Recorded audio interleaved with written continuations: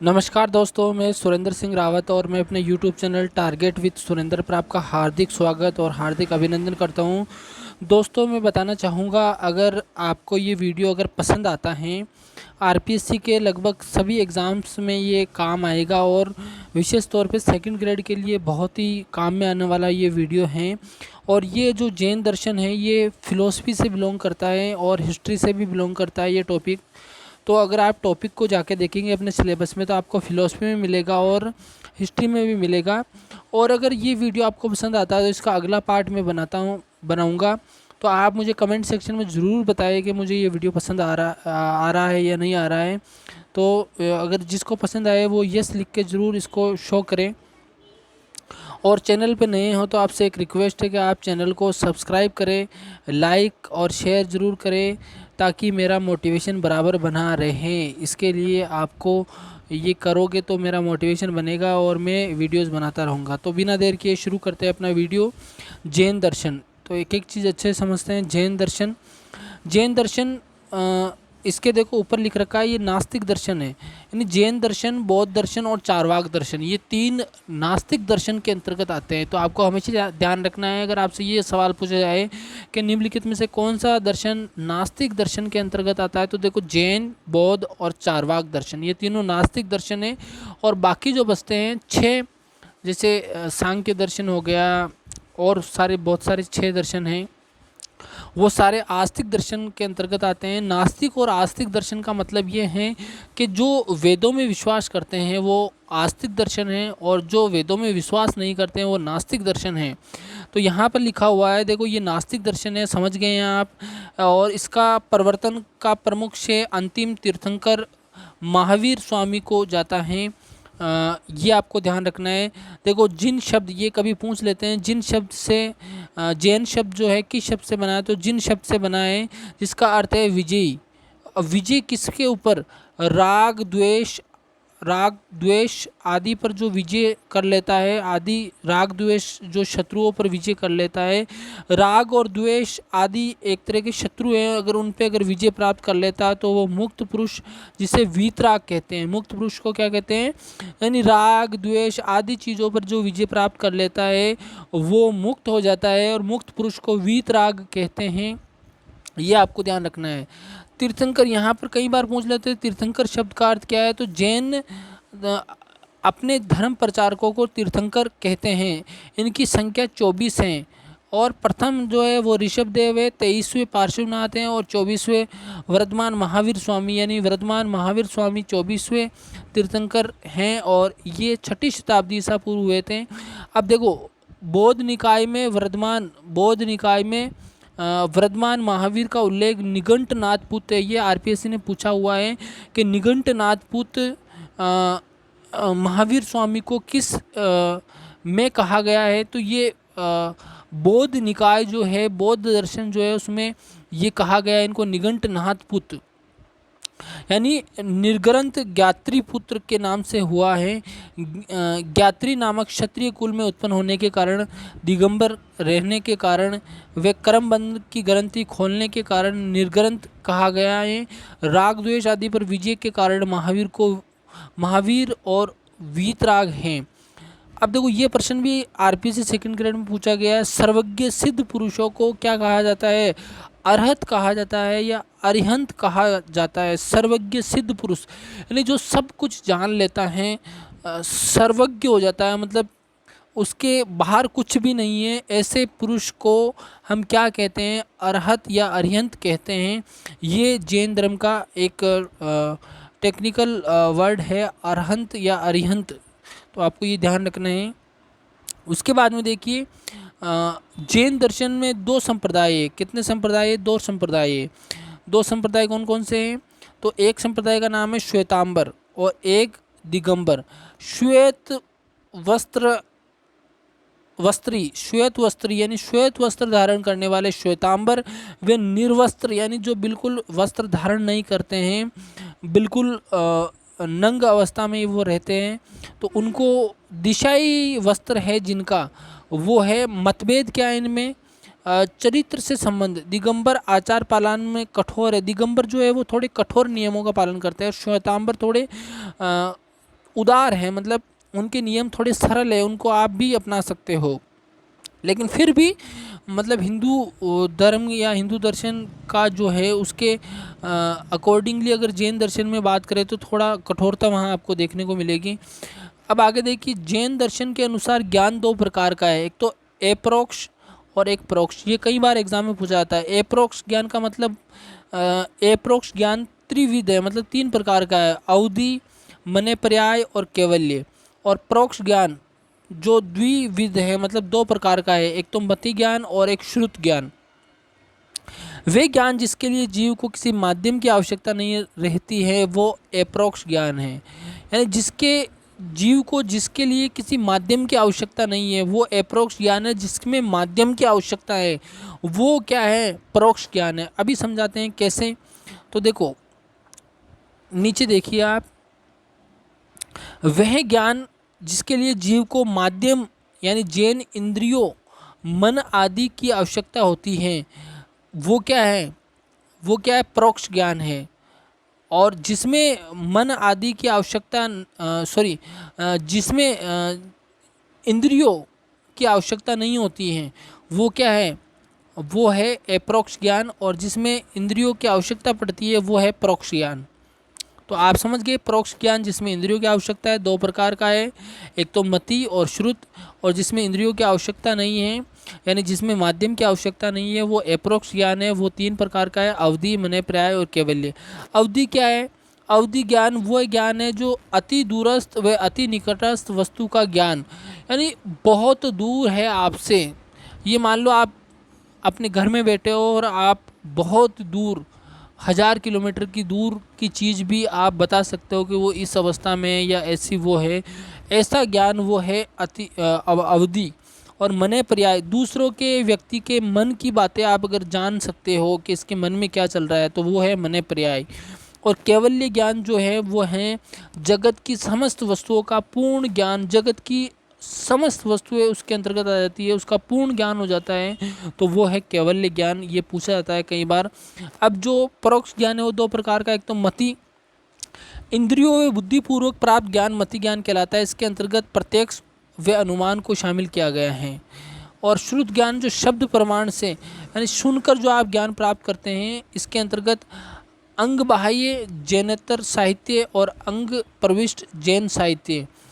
ये अंग बाह्य का मतलब हो गया जैन के अतिरिक्त जो साहित्य है वो, और अंग प्रविष्ट का मतलब हो गया जैन साहित्य। इसका जो ज्ञान आप सुनकर प्राप्त करते हैं वो है श्रुत ज्ञान। अब जैन तत्व मीमांसा, जैन तत्व मीमांसा क्या है, बहुतत्ववादी है, सापेक्षवादी है, वस्तुवादी है। वस्तुवाद के अनुसार वस्तु की ज्ञान व ज्ञाता से स्वतंत्र सत्ता। सापेक्षवाद, प्रत्येक वस्तु को अपने अस्तित्व या ज्ञान के लिए अन्य वस्तु पर आधारित होती है। प्रत्येक वस्तु अपने अस्तित्व या ज्ञान के लिए अन्य वस्तु पर आधारित होती है, वो क्या है, सापेक्षवाद है। अब सबसे इम्पोर्टेंट जो आता है वो आता है अनेकांतवाद।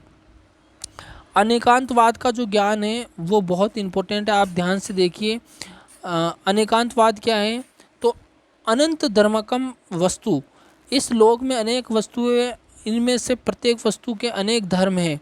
जैन तत्व को अनंत धर्मात्मा मानता है, क्योंकि प्रत्येक वस्तु के अनंत यानी अंत शब्द का अर्थ वस्तु व धर्म दोनों से हैं। वस्तु के इन दोनों धर्मों में कुछ धर्म उसके स्वरूप धर्म होते हैं, अर्थात अपृथक धर्म होते हैं। इन्हें गुण कहा गया है। जैसे चीनी में मिठास, वस्तु के कुछ धर्म आगंतुक या परिवर्तनशील होते हैं जिन्हें पर्याय कहते हैं, जैसे चीनी का आकार। देखो सीधा सीधा समझो, देखो अनेकांतवाद का मतलब हो गया है वस्तु के बहुत सारे धर्म होते हैं। अब धर्म का मतलब क्या है, धर्म का मतलब होता है दो प्रकार, एक तो गुण वस्तु के इन धर्मों में कुछ धर्म उसके स्वरूप धर्म होते हैं, अर्थात अपृथक धर्म होते हैं, और इन्हें गुण कहा गया है, जैसे चीनी में मिठास। और कुछ अन्य धर्म जो आगंतुक और परिवर्तनशील होते हैं उन्हें पर्याय कहा गया है, जैसे चीनी का आकार। समझो बात को, जैसे चीनी में जो मिठास है उसको गुण बोला गया है, चीनी में जो मिठास है उसको आप बदल नहीं सकते हो, तो वो क्या कहलाएगा, गुण कहलाएगा। कोई भी वस्तु है तो उसमें जैसे उदाहरण लिया है कि जैसे चीनी में मिठास है तो उसको आप बदल नहीं सकते हो, मिठास रहेगी, लेकिन उसका आकार आप चेंज कर सकते हो, चीनी को मोटा कर सकते हो, चीनी को पीस सकते हो। तो वो क्या है, वो आकार चेंज हो सकता है, उसे पर्याय कहा गया है। यानी आकार वाली वस्तु का जो आकार है वो तो चेंज हो सकता है, उसे पर्याय कहा गया है। वो बदल सकता है, परिवर्तनशील होता है, उसे पर्याय कहा गया है। और जिसको बदला नहीं जा सकता है, जैसे चीनी में मिठास तो रहेगी, आप चाहे उसका आकार कैसा भी कर दो, उसे गुण कहा गया है। इसका मतलब हो गया है कि वस्तु के बहुत सारे धर्म होते हैं। धर्म से मतलब हो गया, उदाहरण के लिए बताया मैंने दो चीज़, जैसे गुण धर्म और एक पर्याय धर्म। गुण धर्म जो बदला नहीं जा सकता है और पर्याय धर्म जो बदला जा सकता है। इसीलिए अनेकांतवाद का सिद्धांत इसी पर आधारित है। इस उदाहरण से आप समझ सकते हो कि एक वस्तु के अनेक धर्म होते हैं, जिनमें से कुछ धर्म तो बदले जा सकते हैं और कुछ बदले नहीं जा सकते हैं। जैसे जो बदलने वाले हैं उनको पर्याय कहा गया और जो नए बदले जाने वाले हैं उनको गुण कहा गया है। इस प्रकार जैन दर्शन के अनुसार वस्तु या द्रव्य वे हैं जो गुण यानी नित्य, गुण हमेशा नित्य रहेगा, कभी भी समाप्त नहीं होगा, और पर्याय अनित्य यानी जो समाप्त होता रहता है वो है। अब नीचे देखिए आप परिभाषा, गुण पर्याय द्रव्यम। द्रव्य का मतलब हो गया है, अब आपसे पूछे द्रव्य का मतलब क्या है, तो गुण और पर्याय, यानी गुण का मतलब हो गया है जो चेंज नहीं होता है, और पर्याय का मतलब क्या हो गया, जो चेंज होता है। इन दोनों को मिला लो तो वो वस्तु क्या बन जाती है, द्रव्य बन जाती है। अब द्रव्य में देखो दो प्रकार है, एक तो है आस्तिकाय, एक तो क्या है आस्तिकाय, और एक है अनास्तिकाय। आस्तिकाय में दो है, जीव और आजीव। जीव के अंदर स्थावर और त्रस्त यानी जंगम, जो एक इंद्रिय है, और ये यहाँ पर बहु इंद्रिय है, ये आपको ध्यान रखना है। और आजीव के अंदर पुद्गल, आकाश, धर्म और अधर्म आपको ध्यान रखना है। पूछ सकते हैं आजीव में क्या क्या शामिल है, तो पुद्गल, आकाश, धर्म और अधर्म। और इसमें भी पुद्गल में क्या है, पृथ्वी, जल, अग्नि और वायु, यहाँ पर आप समझ सकते हैं। और पुद्गल संयोग और वियोग लक्षण युक्त होते हैं।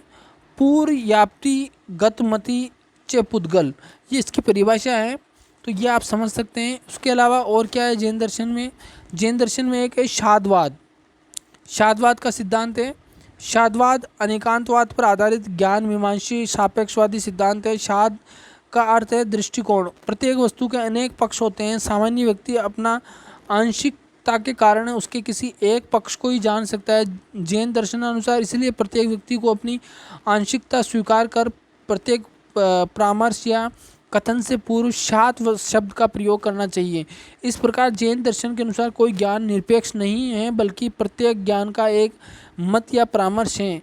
ये 7 प्रकार के हैं, जिन्हें सप्तभंगिनी सिद्धांत भी कहते हैं। सप्तभंगिनी सिद्धांत भी इसका नाम है, और शादवाद भी इसका नाम है। ये एक बार एग्जाम में कई बार पूछा जाता है। जैसे शाद वस्तु है, शाद वस्तु नहीं है, शाद वस्तु है और नहीं है, शाद वस्तु अवक्तव्यम, शाद वस्तु है और अवक्तव्यम, शाद वस्तु नहीं है और अवक्तव्यम, शाद वस्तु है और नहीं है अवक्तव्यम। ये 7 है। ये कभी आपको समझ में नहीं आएगा, लेकिन मैं समझाने के लिए आपको कोशिश करता हूँ। कहने का मतलब जैन दर्शन ये कहता है कि किसी भी वस्तु के 7 पक्ष हो सकते हैं। जैसे उदाहरण के लिए उन्होंने उदाहरण ये दिया है कि एक हाथी है, और हाथी के पास में आप 7 लोग खड़े कर दो, और 7 जन्मजात अंधे हो। अगर उनको हाथी के पास ले जाकर अगर ये पूछा जाए कि ये क्या है, तो वो स्पर्श करके ये बताएंगे। जैसे उदाहरण के लिए किसी ने अगर हाथी के पाँव को अगर पकड़ा है, तो वो ये बोलेगा कि ये खंबा है, क्योंकि वो तो पाँव खंबे की तरह नज़र आता है, खंबा भी वैसा ही होता है। और कोई अगर सूंड पकड़ता है तो वो सूंड का आकार बताएगा किसी और की तरह। अगर वो उसके कान पकड़ता है तो वो कान का आकार का रूप देकर उसको और कुछ बताएगा। पूँछ पकड़ता है तो वो और कुछ बताएगा। और कोई अगर उस हाथी का जो पेट है वो पकड़ता है तो उसको वो बताएगा चट्टान की तरह है। तो कहने का मतलब ये है कि जैन दर्शन ये कहता है कि हर व्यक्ति किसी भी वस्तु के हर पक्ष को नहीं जान सकता है, इसीलिए उसको कोई भी बात बोलने से पहले शायद शब्द का प्रयोग करना चाहिए। मतलब शायद ये वस्तु है, जैसे उदाहरण के लिए शायद ये रथ है, लेकिन वास्तविक रूप में अगर आप देखोगे तो रथ वो रथ नहीं है। रथ पहियों से मिलकर बना है, रथ उसमें लकड़ी का प्रयोग हुआ है, रथ में और भी चीज़ों का प्रयोग हुआ है, तो वो रथ नहीं है। रथ बहुत सारी चीज़ों से मिलकर बना है, तो वो अपने पूर्ण ज्ञान में नहीं आता है, इसलिए हमको शायद शब्द का प्रयोग करना चाहिए। इसीलिए इसको शादवाद का सिद्धांत कहते हैं। तो शादवाद या सप्तमंगिनी सिद्धांत एक ही है। अनेकांतवाद का मतलब हो गया एक वस्तु के अनेक धर्म होते हैं, मतलब उसकी अनेक विशेषताएं होती है। तो आपको ध्यान रखना, जिसमें कुछ नष्टकारी होती है, कुछ अनष्टकारी होती है, तो आपको ध्यान रखना है। तो ये जैन दर्शन का कुछ पार्ट था। अगर आपको पसंद आए तो मुझे यस करके लिखे, ताकि मैं इसका अगला पार्ट बना सकूं। और वीडियो को लाइक, शेयर और सब्सक्राइब करना नहीं भूले। बहुत बहुत धन्यवाद। Thank you.